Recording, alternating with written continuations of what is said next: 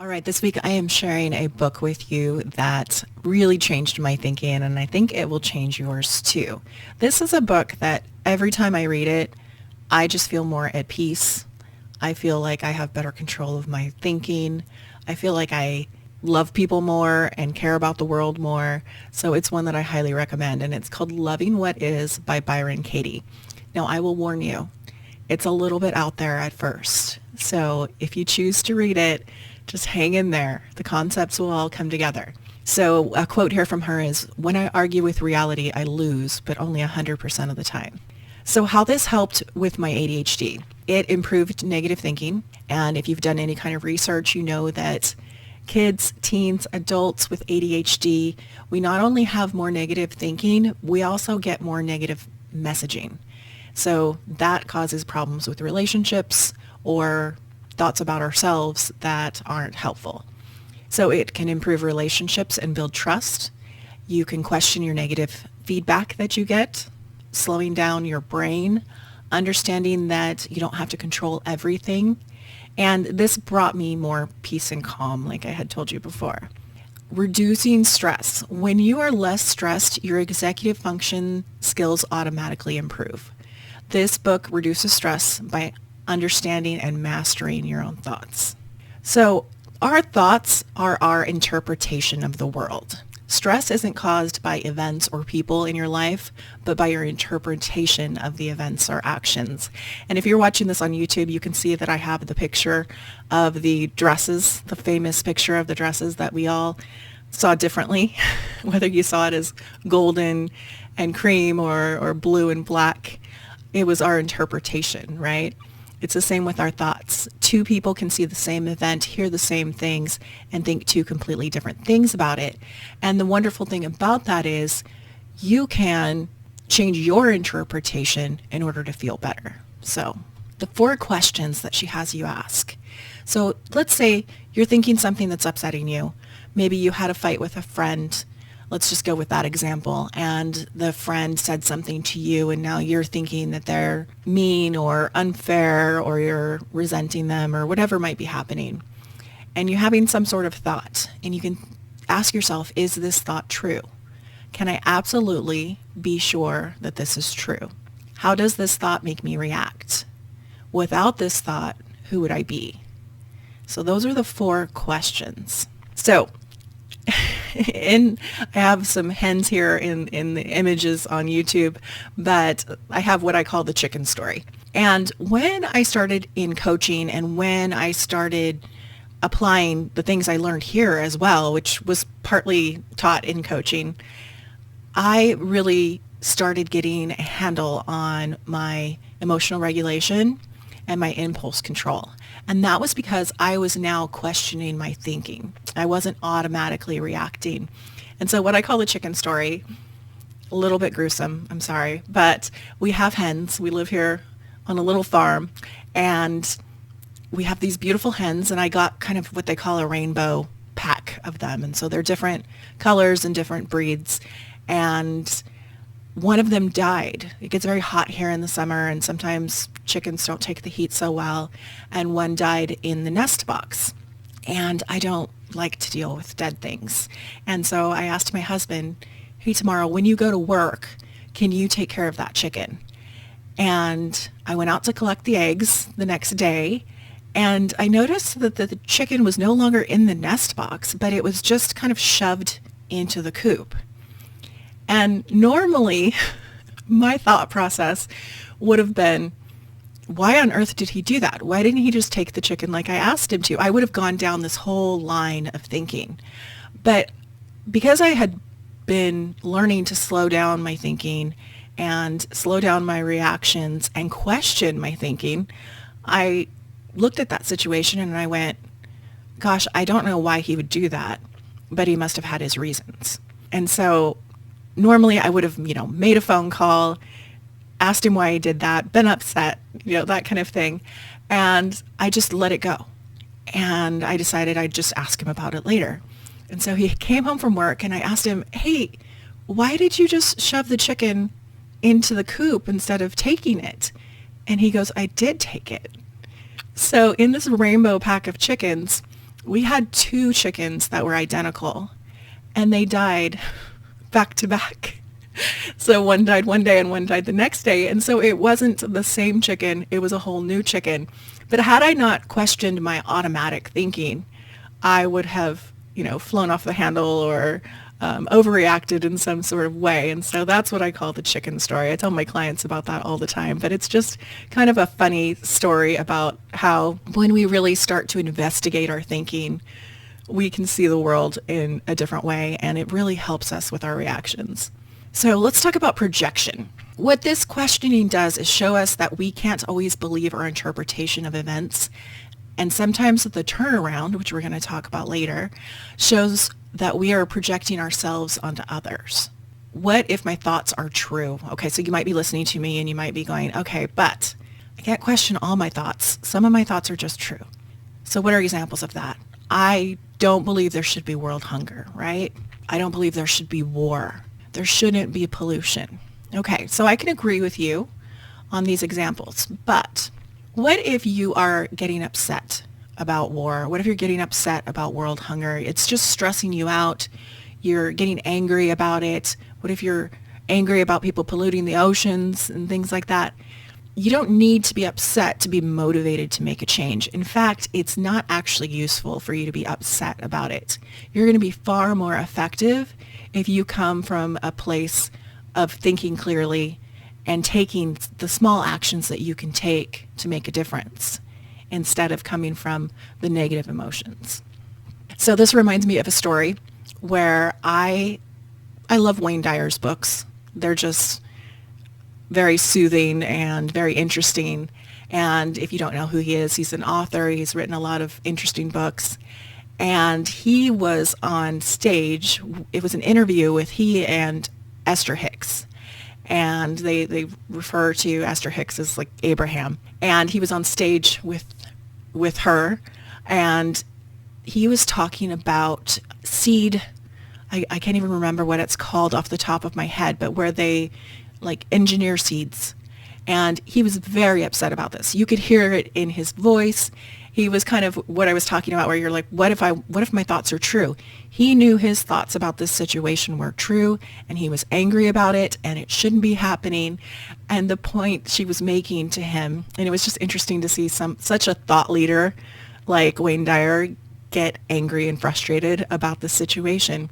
But she was saying the same thing to him that we're talking about here. You're not as effective when you're angry.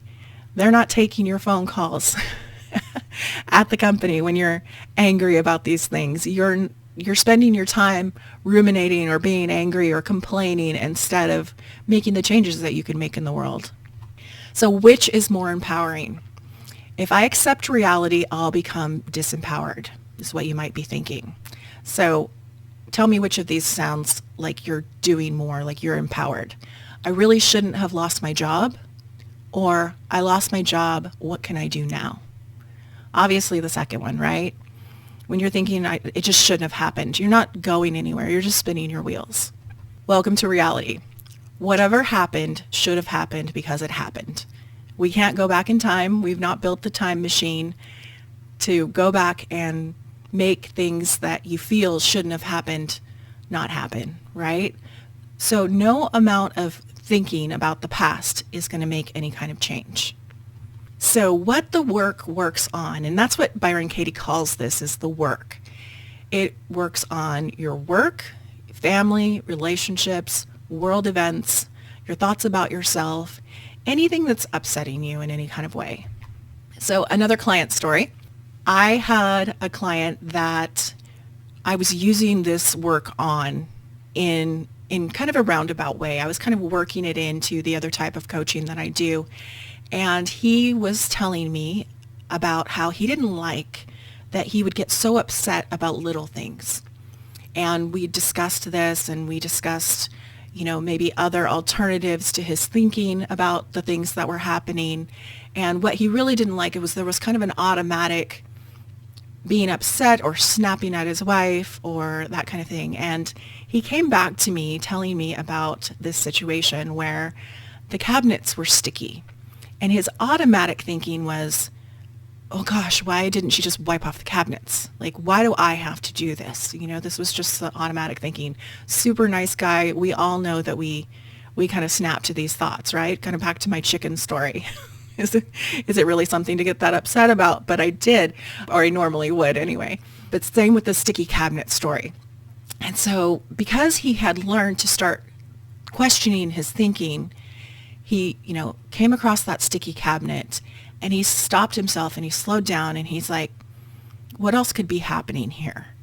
And he stopped himself and he thought, she might have had our daughter in her arms while she was trying to do something.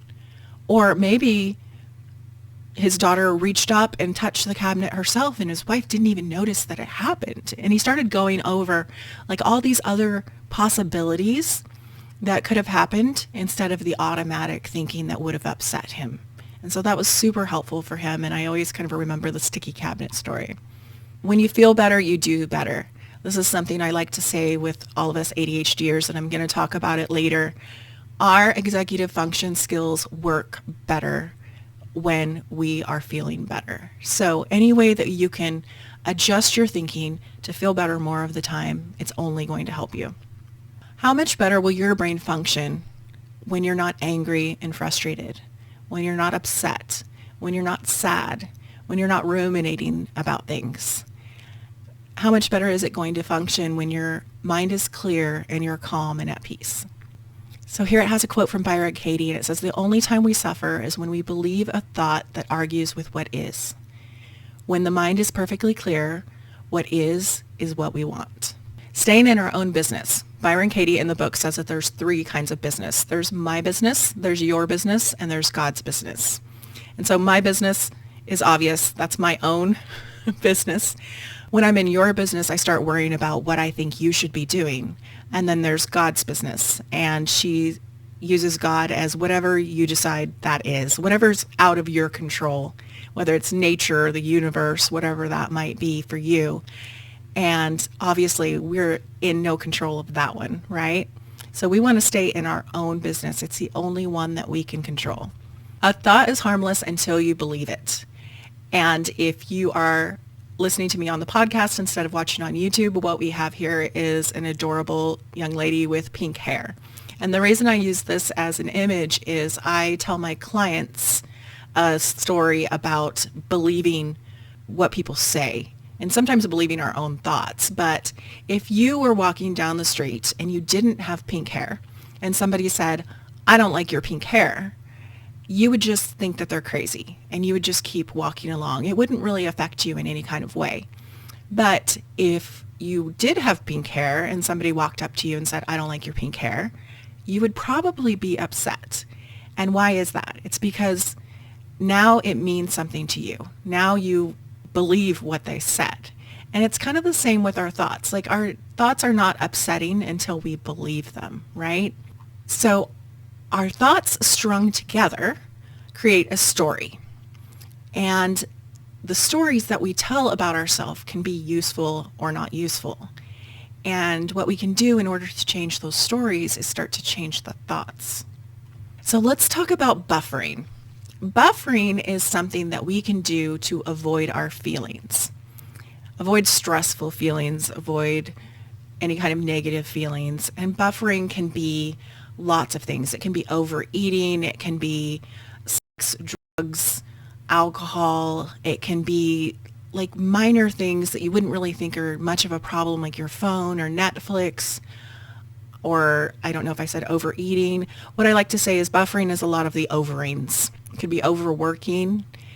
It could be anything that you're doing to avoid your feelings that's going to give you a negative result in the end. If we are handling our thinking with this type of work, then we don't have to buffer. Then we get back our time, we get back our energy, and we can use that on useful things that we enjoy, right? So helpful tips. Start this work with someone you haven't totally forgiven. Do this work on things outside of you until you get the hang of it. Be sure to write it down. She gives you the example of like writing down everything that you're upset about with this situation. And be sure to go ahead and write it down because it will really slow you down. Your brain can get ahead of you and kind of on to the next story if you don't take the time to slow down and write it down. And be open-minded. So what is the turnaround? So she has this thing where she says, judge your neighbor, write it down, ask for questions, turn it around. And the turnaround is where you take those same judgments that you took from this upsetting situation, and maybe you're saying that this person is petty and they're rude and they are selfish or whatever, and you turn that around and you go, okay, what is the opposite of that that might be true about them? Or you could turn it around and you could say, how is that true about me? Because like we were saying with the projection earlier, we will often project ourselves onto other people. And so a lot of times these turnarounds can be just as true about us as it is about them. We're all human, right? So why should you care about this? Why should you even do this work? You will slow down your thoughts and clean up your thoughts. This will make you calmer and happier. Being calmer and happier will improve your ADHD symptoms, and you can reduce buffering. Our thinking is everything. If we can clean up our thinking, we can use that brain space for all the wonderful things that we think about with our ADHD brains. And if you can think in the right direction, you can do absolutely anything. So again, the book is Loving What Is, 4 Questions That Can Change Your Life by Byron Katie. And again, it has that quote, when I argue with reality, I lose, but only 100% of the time. So do you need some support now? Does this sound interesting to you? Are you ready to question your thinking, but you're just not sure exactly how to do it? You can work with me one-on-one. You can check the show notes or the description on YouTube. You can probably click the little card on the YouTube channel. You can join the ADHD Academy. There's group coaching, courses, resources, and community. And when you work with me one-on-one, you actually get both the private coaching and the membership. So thank you for being with me this week. I love sharing books that have changed my life, and I hope you enjoyed it. See you next week.